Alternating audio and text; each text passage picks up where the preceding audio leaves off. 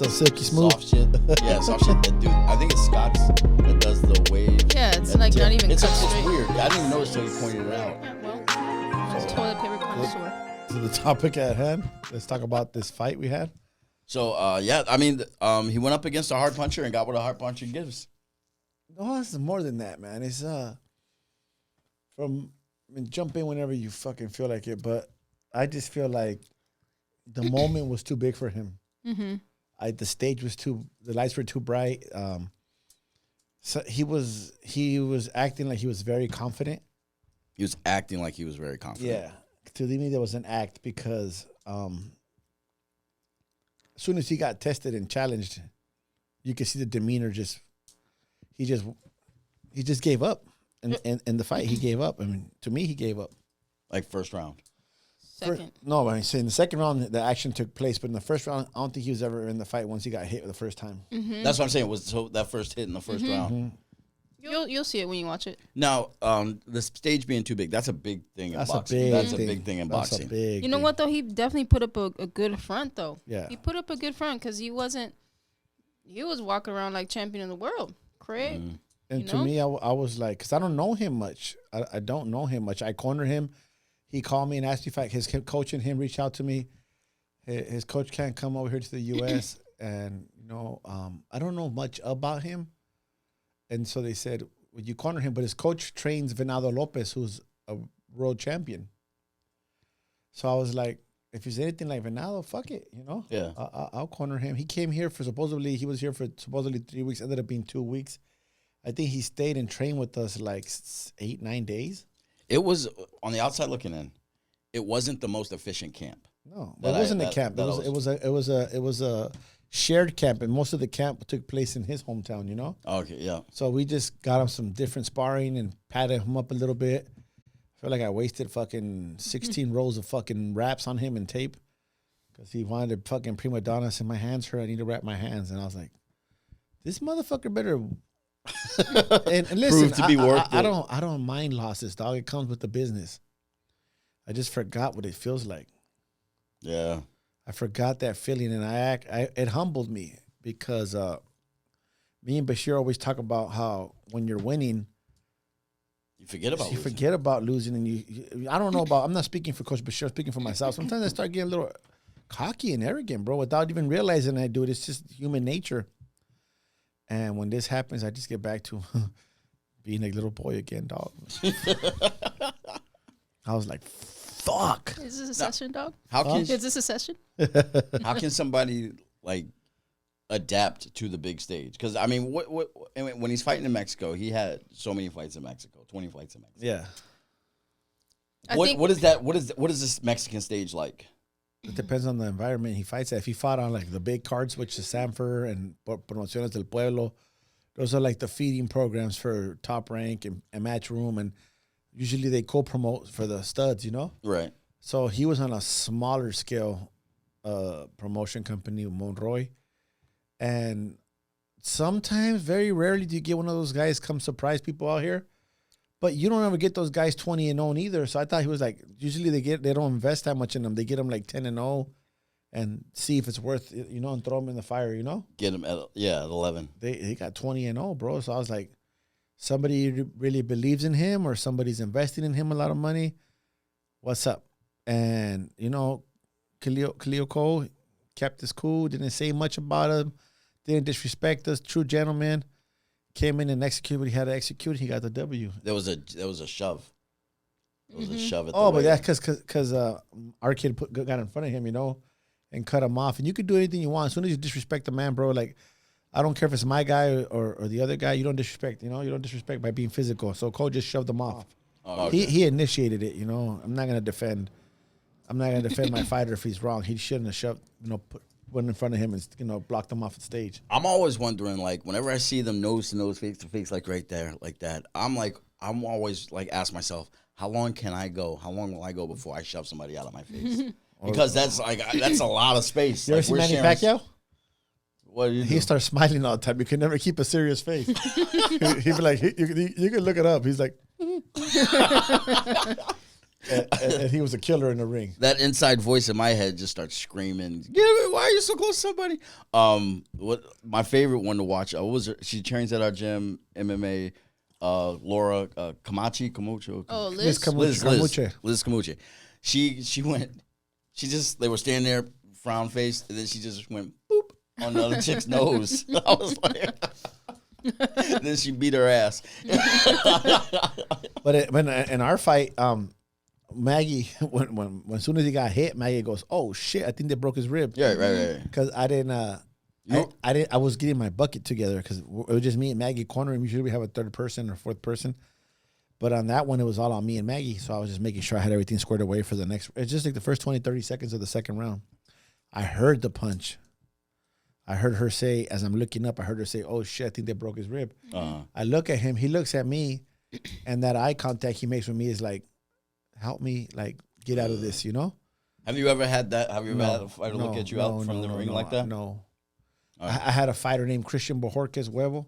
He got dropped, and he looked at me. He looked at me angry, bro. And he got up and dropped the guy. Okay. I was telling Maggie not that long ago, once we're on our way to pick up Ricky to spar. We passed by one of the casinos in Oceanside. And I told her that one of the hardest things for me was one time my brother Alex was fighting. He was going to fight a good guy. My brother Alex had like his third, fourth pro fight. And my brother Alex, we were preparing for a southpaw. You know, that's who we were facing. And we worked on this shit consistently, you know, which way to walk, which way to attack. And in that fight, my brother Alex, they're both having success in the first round. They're both going at it. Well, I don't know, there's like 20 seconds left, and the guy hits my brother, dog, and drops him, bro. And I go to stand up to stop the fight because it's my brother. Like right. I was a little younger, so I was like, what the fuck? And thanks to my boy Al Gomez, he grabbed me by my belt, like, sit down. Yeah. Let's see what he does. So he gets up.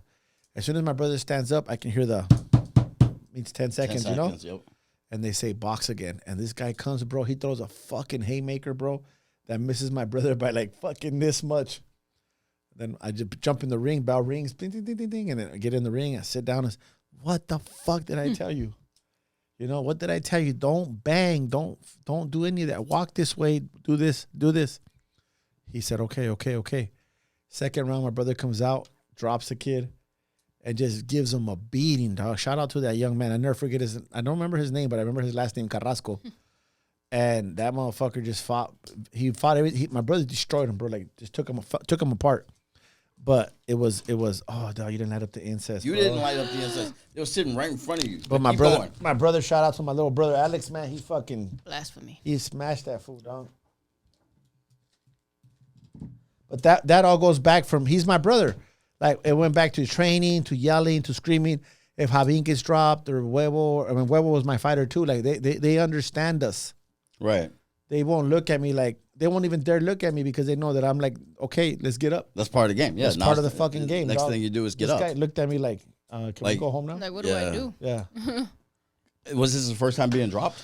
I don't know. I didn't fucking ask him. I was just like, there was a pity party, and I was just like, let's go. Yeah. Oh, man, I've tried to engage. I remember my days of trying to, like, engage Coach in a pity party. Yeah. It doesn't work. You know, that's when I got out of it. I was like... I did one of these, like, hey, it's cool, dog. But that was it. You know, like... Definitely doesn't work with me, I'll tell you that. Yeah, oh, absolutely. Like, yeah, it's like... Sorry about that. Maggie will come to a party, but if it's a pity party... And, you know, like, if you lose, it happens, bro. Like, I don't mind losing. I mean, I do mind, but if I lose, I'll lose with some honor. You know, the guy fucking clipped us, got us in a good shot. The guy's way better than us, or the guy just caught us. You know, it happens in the sport, you know? There's a difference between losing and getting beat. Yeah. And it sounds like he lost. Sounds like he lost before he went in the ring. Yeah. Like, before the match, where you, like, it was he like, I'm ready. He was barking a lot, dog. So I was just like, oh, shit, this motherfucker's going to, either he's going to be fucking super stud or he's going to fold. There's, like, I'm real big when I watch the fights, and like, I'm always big on, like, which fighter's doing the talking. And I'm always like, that fighter's going to lose. And most of the time, I'm right. Like, it's the quiet ones.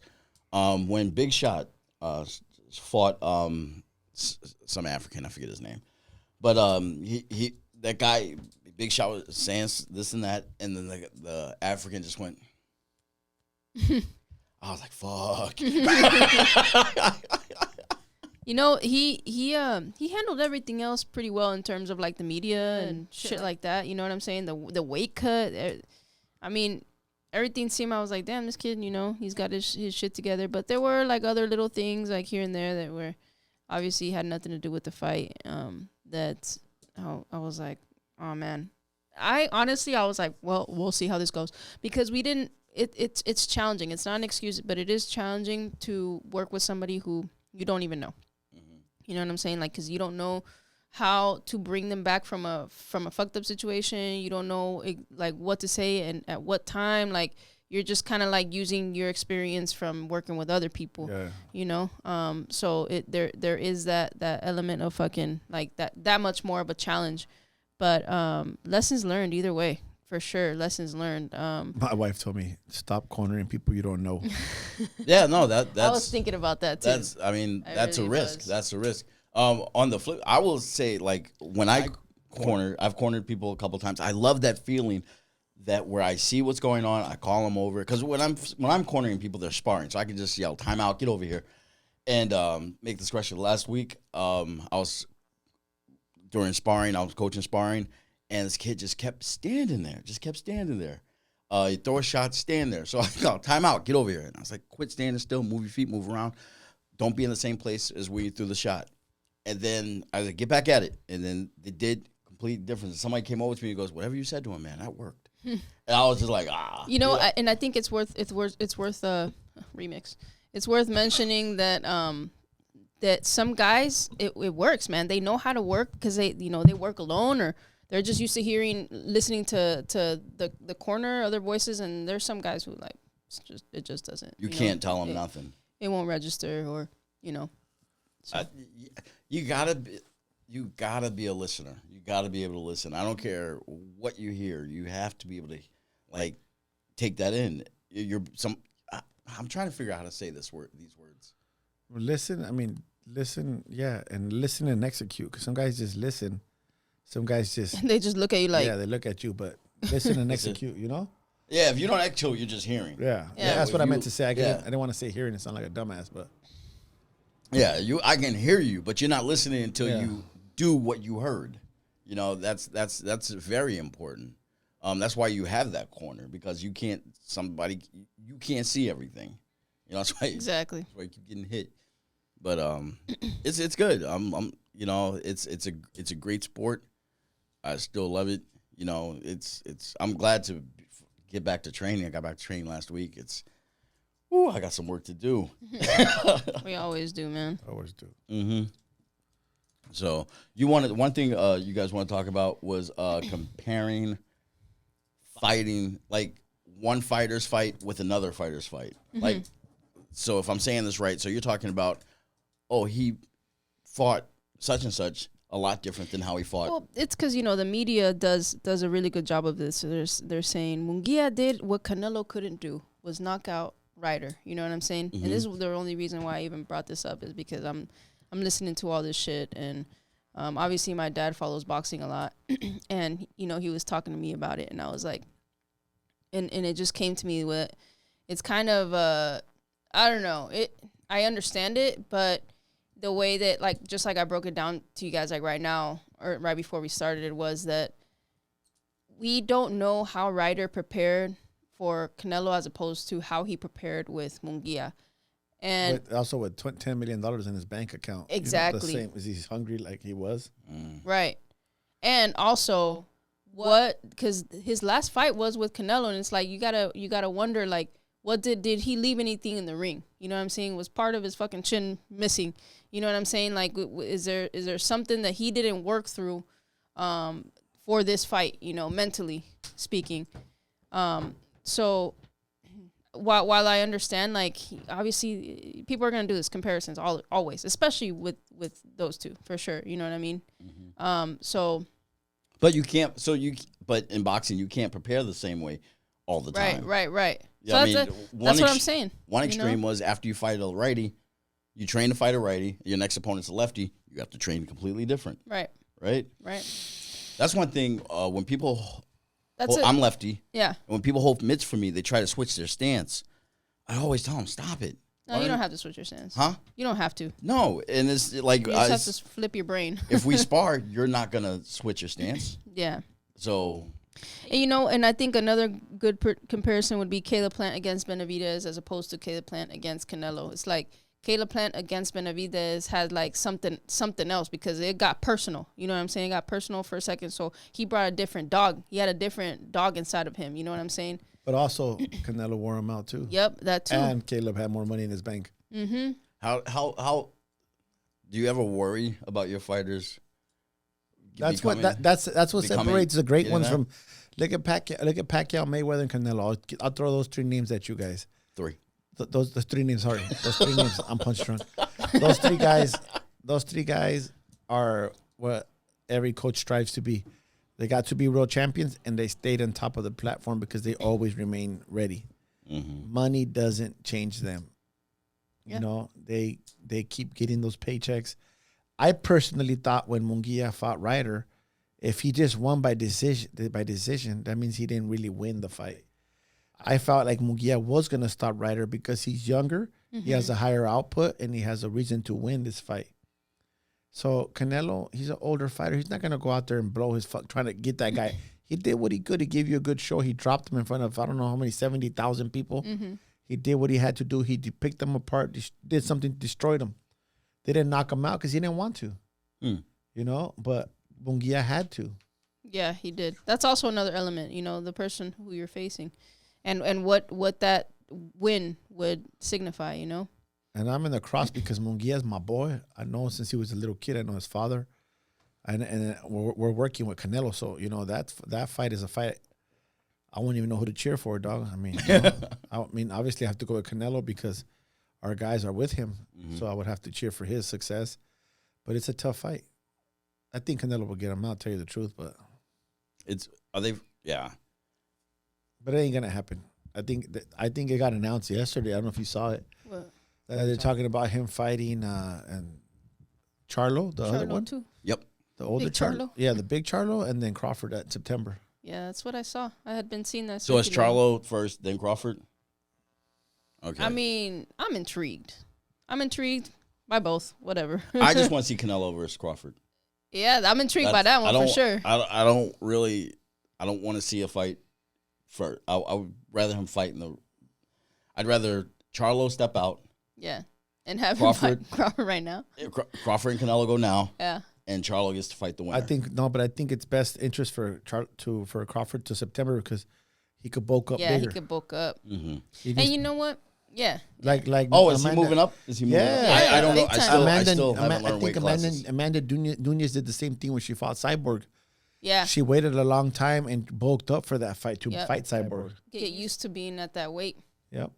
And honestly, Crawford, when I seen him on the Joe Rogan, the first time he ever brought it up in public was on that Joe Rogan podcast. I was like, he made a lot of good points. Like, yo, we're like the same size. You know what I mean? Like they pretty much are like height wise. You know what I mean? Mm-hmm. Probably bigger because Canelo's my height, dog. Yeah. 5 foot nothing. I still remember seeing Canelo, and it's just freaking insane. It's like looking at a wall. That dude's he's solid. Exactly. It's just through and through. It's like crazy.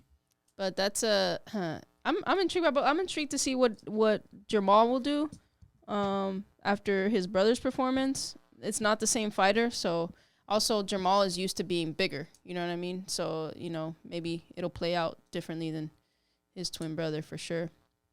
I don't know after his performance with Benavidez, one leg Benavidez. Yeah, huh? I know. I'm still intrigued. He might go out on his shield or something. Who knows? I gotta get so much better at watching fights. I'm just it's like I listen to you guys talk about the fights with like you have the knowledge. I have the knowledge of the basic knowledge, That's all you need.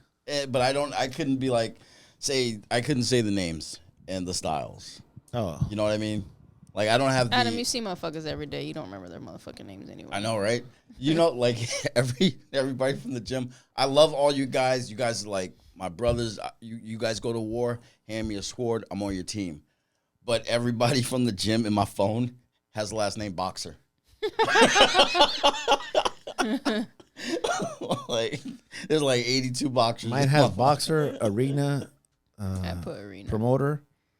management. Those are the 4 things I use all the time. You always been Joe Vargas on my phone. With the little eye like this. Yeah, with the little eye. No, it's Coach Joe on my phone. Buddy. Joe Vargas. I don't know. I never. I put Coach Joe. always every now and then I'm like, why don't you just call, you guys are like brothers? Why don't you call him Joe? Like I can't. I don't even. That I still call him Coach. It depends. You know, that's just funny, huh? Hello, we like, hey dog, hey bro, like this and that. But there's times where I'm like, all right, Coach. You know what I'm saying? In the fight day. Yeah. The fight time. But I've never called them Joe. It's always Coach. It's like I just can't. Yeah. I don't know. It's like a priest, I guess. You know. Oh, don't do that. You're just like you're like Father. He's like, call me Bob. I'm like, I can't. Father Nelson. Yeah. Not the father. I'm a Carbody boxer. Hey, boxer. Yeah, Hey, yeah. boxer. So it's like I don't. Yeah, you're right. I'm never gonna remember names until. Like, you don't even How know. come we think I call everybody asshole, beloved, or dick? Yeah, him too. That's you. Guilty. If I know your name, then you've been with me long enough. When I coach, I say the names of people, or I just don't talk to them. Like that's how I keep that. That's how I keep that familiarity Ooh. back. Big words. Well, yeah, familiarity breeds contempt, and Oh hell no. I had somebody like I wish I would have went to these school when Bible I was little, verses? dog. the kids. Yeah, let me explain it. So Look at my whenever stat. I'm I'm all defensive coaching, and shit. whenever I'm coaching classes, kids want their mitts tied up. They say, "Hey, coach, can you tie me up?" Boom, I got you. Just with that simple question, "Hey, coach, can you tie me up?" No problem. Boom, boom, boom. This one kid comes up to me, just does that. So I'm like, all right, he doesn't know any better. I'm gonna tie him up. Yeah. And he walks off. Thanks, dog. I was like, this motherfucker. Did he just dog me? When they do that to me, I just turn and look the other way. Yeah, like, Hey, he straight up tells me, I only you're tie not a pro. fighters. Yeah, you only Yeah. talk. That's why I thought the guy was somebody in the gym today because I saw you tie him up. The big black dude. Nah, I don't know. I didn't know. He's very. The reason I wasn't a dick to him. He's very respectful, very courteous. See, that's the thing. I think he was Southern, huh? He said, "Good morning, coach." And I was like, "Good morning, mijo." And he did his thing. I thought he was gonna take our class, but it was kind of late, so I ready to yell at him. You know, it's your first day. You're late already. But I seen him do his own program. Yeah, he looked like he's Very definitely courteous. boxed for a while. No, he's boxed before. Yeah. But he came up to me, he goes, "Can you tie my laces?" I'm like, hey, get him, yeah. Yeah. I'll tell him later. I'll tell him tomorrow. You'll tell him tomorrow next time. All right. He has some nice gloves, too. I wonder if he noticed he got passed off on. He did. Yeah, okay. He was asking Rogelio too. He doesn't know Rogelio cleans the gym. Because Rogelio's like just smiling at him, you know? That's. I don't think I'll ever get lace ups. I don't know why. Is there a difference? I guess security Yeah. feels good on your wrist. There is The a glove difference. is a little more snug. You run I'll more tie your risk. gloves. You run more risk of fucking up your wrist because I've had both, and I used to always like jam my fucking. Also, when you don't know how to throw right, like that also has to do with it. But I felt more secure with the lace ups for sure than with the I'll glove. put it this way: you play baseball with gloves ever? Batting gloves? Well, don't strap them and just bat. That's what Velcro gloves feel. I know it's still the same thing, but you put a Velcro tight, then the gloves. That's what lace ups feel like. Oh, okay. No, Yeah. You don't. You feel naked when your Exactly. batting gloves Yeah, are. that's how most pro yeah. fighters feel when they put Velcro. Oh, okay. All right, I got it. I can see it. Because I was looking for my next pair of gloves, and Tidal has this autism awareness brand that they have, and I was gonna get those, but they don't have them in lace ups. They just have them in Velcro. So I was like, all right, let's get those. And I thought We could talk offline, see how much you want to spend. I went through a whole like rabbit hole of gloves, man. how much should like somebody spend on gloves like starting? Starting for $30. Fucking Yeah, if you Dick's don't Go know. to Dick's and get the Everlast. Yeah. Yeah, if you don't know what you're, If you're gonna really stick to it, invest. And now, people ask me all the time, "What gloves do you recommend?" I said, "I don't know, motherfucker. What kind of shoes you like?" Oh, I don't know. It's a preference. Like you might like these, you might like Reeboks, you might like Adidas. I'm not gonna recommend a pair of gloves to you because you might not like what I like. Right. Yeah, because then we get into leather and we get into the inside of the padding and the All gloves are horsehair. leather. Is there not leather gloves? No. Yeah, there are non-leather. Synthetic leather. There's fucking genuine leather. There's like fucking Italian leather. Like some of the shit. The Mexican leather is my favorite because it just smells really good. Mm-hmm. Yeah, but the inside too, the horsehair. If you like to have the feel Puncher's the crack, gloves. you want fucking the puncher's glove. You want Anything that says horsehair. MX on it or Mexico, Yeah. they're funky puncher's gloves. dog. Yeah, yeah. Man, I didn't even realize like how many. What I'm still looking for is a pair of boxing boots But like I just have this kind of affinity, like not affinity. See, I tried to use the word. I don't know what it means. Fucking nerd. I just have this like preference of Nike, and Nike like makes they make like one boxing shoe every now and then. Nike, from what I understand, the new one that's like a sock. Everybody, Javier said that those are his favorite ones because you don't really have to break them in; they just mold. It's like a sock. They call the Hyperspeed KO2. Hyperspeed KO2. Yeah, I can't speak on them because I never wore them. Yeah, because I don't think. Those right there. Ooh, they look pretty. Yeah, they're nice. This guy loves shoes. Like if the colors are like flamboyant, he loves them. Middle name is flamboyant. I can't not. I know, that's what I'm saying. I was just explaining to people the shoes I'm looking at right now online. Like, if you wonder why Adam has an erection. Oh God. Fucking desk went up.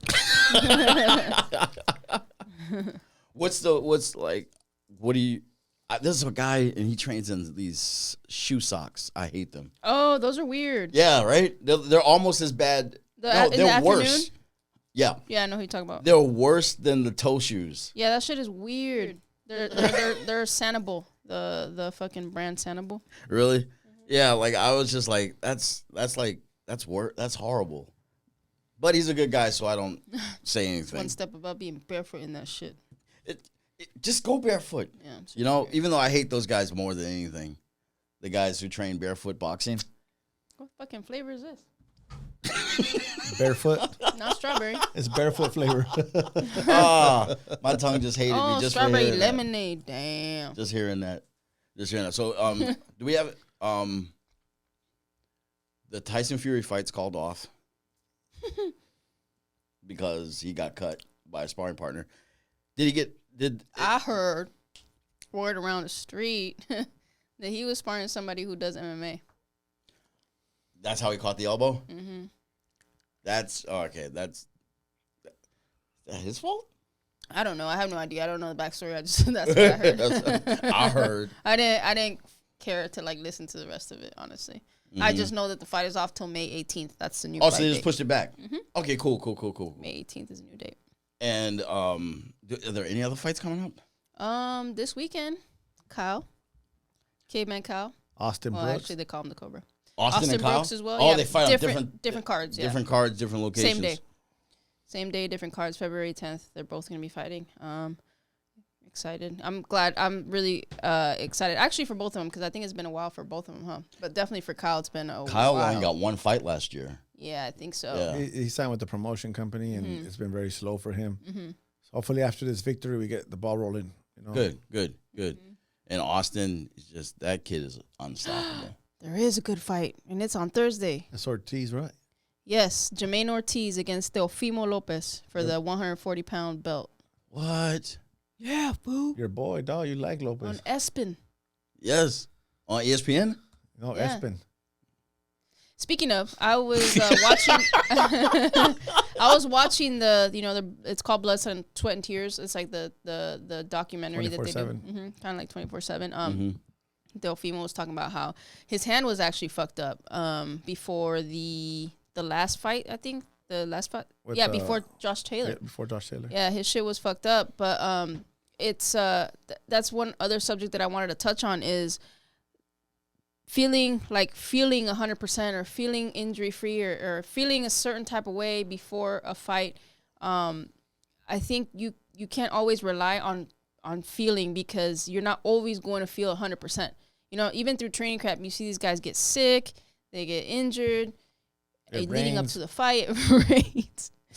The weather works against you, whatever it may be, but the shit still has to get fucking done. So I think that in a sports psychology sense, there's about like 4 components that it's like vicarious experiences, which is like watching other people, right? Watching other people perform helps.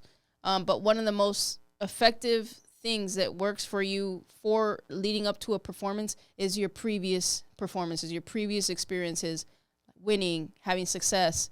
That is much more rich than just feeling good. I feel good today. Today I feel good. I can't wait to go sparring because you may feel great and have a shitty fucking performance. Feelings ain't shit. You know what I'm saying? Feelings are the most misleading thing in the world. Yeah, so feeding off of previous experiences is more valuable than feeding off of how you're feeling. Just remember how your last one was. Yes. You know, just sit back and just like, all right, my last one. What if your last one wasn't good? Good or bad? Wasn't good. Well, I'm talking about the good experiences, not just the last time. Just I'm talking about how the good you are. Yes. And how you got to that It's place. it's more effective than going off of how you feel that day. You know what I mean? Do fighters meditate? Are fighters good to meditate? Like some do. Some weirdos. Yeah. I was gonna ask Coach. I was like, Coach, like, would you say go over there and meditate? You know what? That shit's not for everybody, man. Like I've done it before. There's some guys who yes, it would be very useful. Other guys, I think some use visualization a lot. They like to imagine. Some people like fucking writing in journals. That's completely fine. You know what I mean?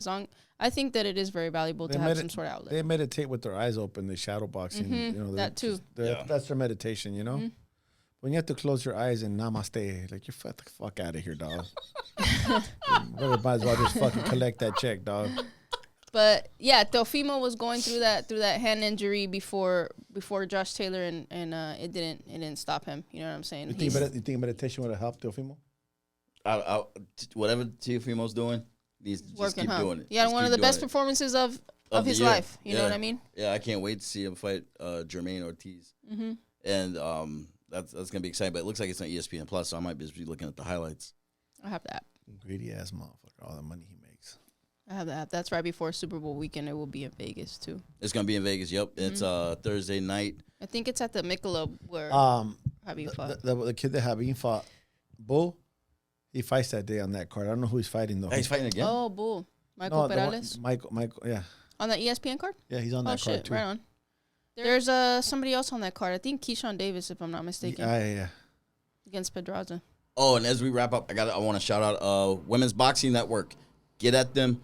I think March 17th. Joel told me about that. Yeah, March 17th. Yeah. Women's Boxing Network having a sparring pop-up. Where at? I can't remember. I can't remember. I need to do that at the gym again. I mean, it's not till March, so it's not March. We'll have time to talk about it, but, you know, look them up on the gram at Women's Boxing Network. Let them know that they could do it at the gym again whenever they want, because we have 2 rings. Mm-hmm. You know, so let them know. Okay. They can do it whenever they want at the gym.